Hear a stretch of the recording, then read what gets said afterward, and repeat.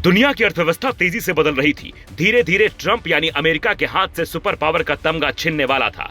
भारत की बढ़ती इकोनॉमी और चीन की बढ़ती रफ्तार ने अमेरिका को टेंशन में डाल दिया था। 90% लोग नहीं समझ पा रहे हैं आखिर ट्रंप पूरी दुनिया को भूखा क्यों मारना चाहते हैं। ये लड़ाई एनर्जी की है, यानी बिजली, गैस, तेल और कोयला की। दुनिया में अब सुपर पावर वही होगा जिसके पास एनर्जी का स्टॉक होगा। ज्यादातर देश एनर्जी की आपूर्ति पूरी करने के लिए दूसरे देशों पर निर्भर हैं।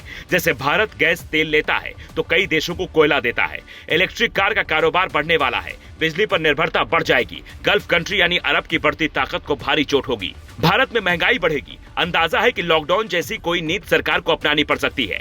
अमेरिका ने यूक्रेन को जब रूस के साथ उलझाया तब एक नई कूटनीतिक दोस्ती शुरू हुई थी, जिसमें चीन, रशिया और भारत की दोस्ती एक मंच पर दिखाई देने लगी थी। तीनों देश अगर एक मंच पर हो तो अमेरिका से सुपर पावर का तमगा छीना जा सकता था। इसलिए ये बात समझनी जरूरी है कि आखिर ट्रंप दुनिया को भूखा क्यों मारना चाहते हैं। फिलीपींस जैसे देश में इतना संकट बढ़ चुका है कि वहां हफ्ते में 4 दिन ही काम होगा। काम कम होगा तो महंगाई और आर्थिक संकट बढ़ जाएंगे। पाकिस्तान ने भी बिजली और ईंधन बचाने के लिए इसी तरह का आदेश जारी किया है। स्कूल कॉलेज बंद करने का आदेश जारी किया गया है। भारत में भी ऐसे हालात हो सकते हैं।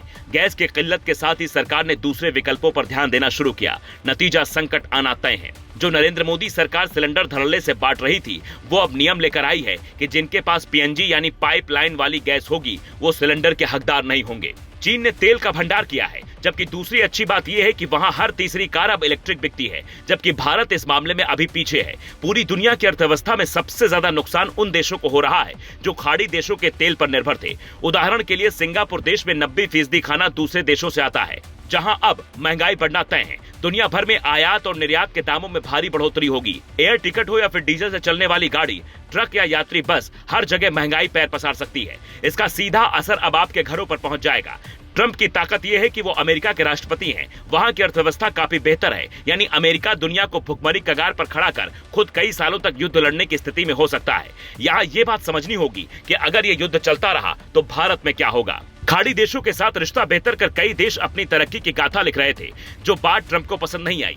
जैसे भारत ने अरब देशों के साथ रिश्ता अच्छा कर न सिर्फ दुश्मन देश पाकिस्तान को घेरा, बल्कि भारत से चूल्हा व्यवस्था खत्म कर हर घर गैस पहुंचाने की कोशिश की। चीन की रफ्तार में खाड़ी देशों का योगदान है। वहां प्रोडक्शन ज्यादा है तो तेल की खपत भी ज्यादा है। अब चीन में भी प्रोडक्शन के काम पर भारी असर पड़ने की संभावना है। पाकिस्तान जैसे कंगाल देश की हालत पहले से ज्यादा खस्ता है। ये कहानी कुछ दूसरे विश्व युद्ध के दौरान की तरह लगने लगी है।